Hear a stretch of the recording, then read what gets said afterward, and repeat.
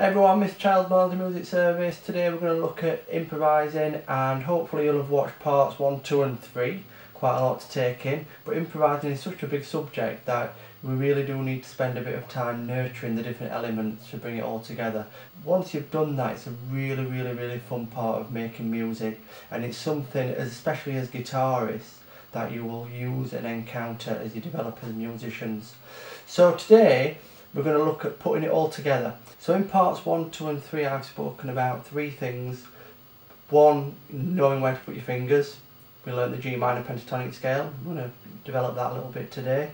2, we thought about as oral perception, as ears, what's going off inside, what we're listening to think about what we can try and produce. Thinking about do simple things, do we want to go higher or lower in sound. Another thing that we can add to that is altering the rhythms in what we play. So you could pick 4 notes from the G minor pentatonic scale, let's say on the bottom 2 strings.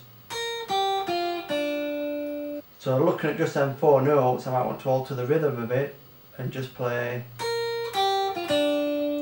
So the first 2 are a bit slower, the last 2 are a bit quicker, or the other way around.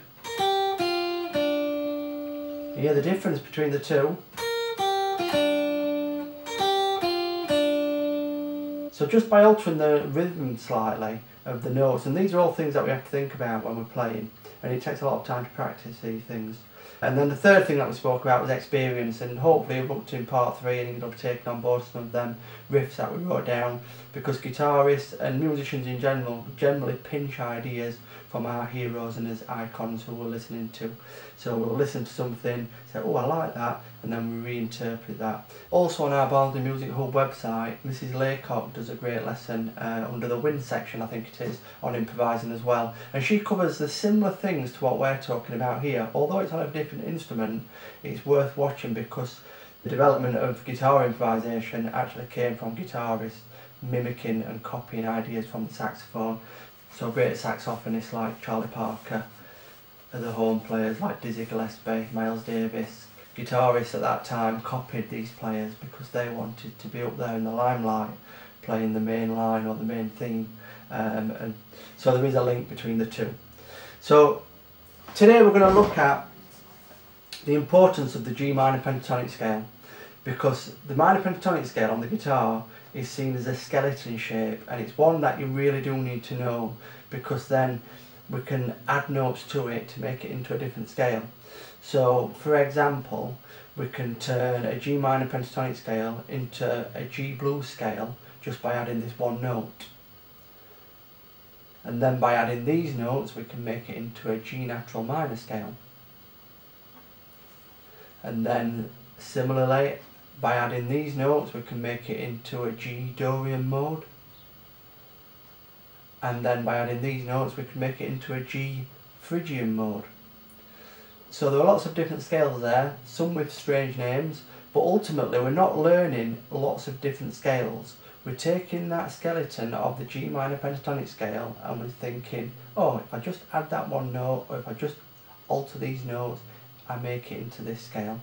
So we're going to do some improvising over each of these scales and shapes. Listen to each one and decide what you think it sounds like against the backing track.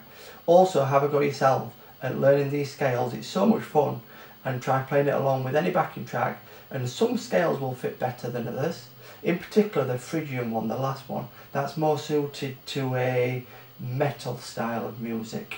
One of the things as you're working through these scales, and the thing to do is start off with the G minor pentatonic one, the one that we've already done in part 3, and then add these extra notes in to get a different texture and sound against the backing track. But one of the things from a technical point of view to try on your guitar is add things like string bends, and a lot of you will have done string bends. So that's taking 1 note, for example that 5 there on the 3rd string up on the G string, and bending the sound up by pushing the string up. So try a string bend, and notice how you get different tones as you're moving through the bend.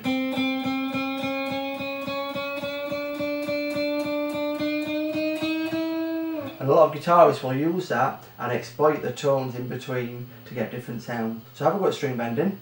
The other one is Hammer-Ons and Pull-Offs, and in some of our other videos you'll have seen this. Mr. Kelly does a great video on our website talking about Hammer-Ons and Pull-Offs. So try pull-offs and hammer-ons. Try putting them together. And another last one, it would be a slide. So that's moving from one note in the scale, and keeping your finger on, and you hear the notes in between as you move to the note. But the main thing is that you stop it within the scales. Don't move off of the scales. Keep on the scales and try to use each of those techniques. So let's have a go at some improvising and let's see what they sound like.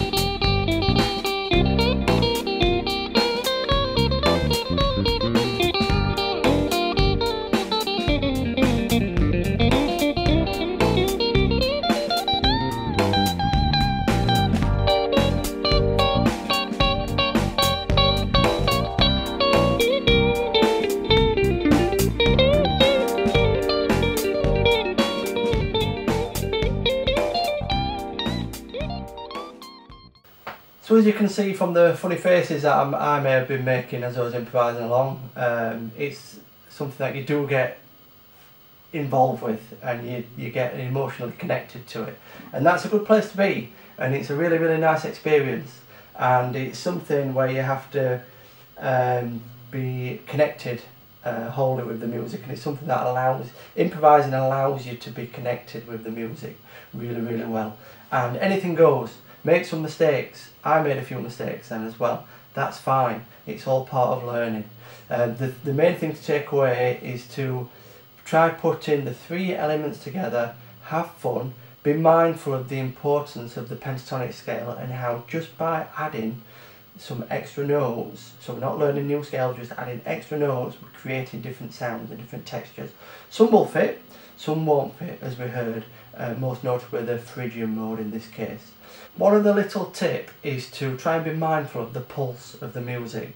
So whichever track you're playing to, try and find that underlying heartbeat. And then once you've found that heartbeat of the song, of the music, try starting your ideas that you're playing on the guitar off of that pulse. So it's not on the pulse all of the time, it's off of the pulse. And that creates some interest to the listener, and the listener unintentionally is surprised slightly by the music starting off of where they expect it to start, and it makes you stand out a little bit more when you're improvising, and it's something to work on. It's quite difficult. Very quickly, I'll just show you on this. You can hear that pulse. 1, 2, 3, 4. 1, 2, 3, 4. To start off with, I'm going to play it on the pulse. I'm going to start all of my ideas on the pulse. 3, 4.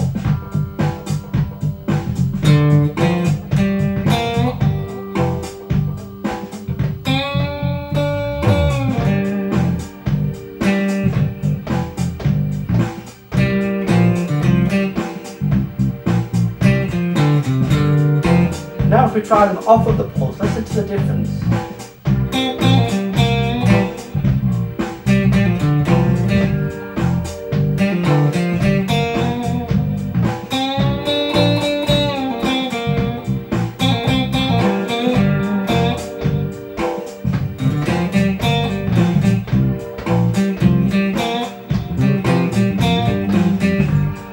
Hopefully you could hear that slight difference by playing off of the pulse. So that's something else to work on and look at. So have a go at putting all of these ideas together.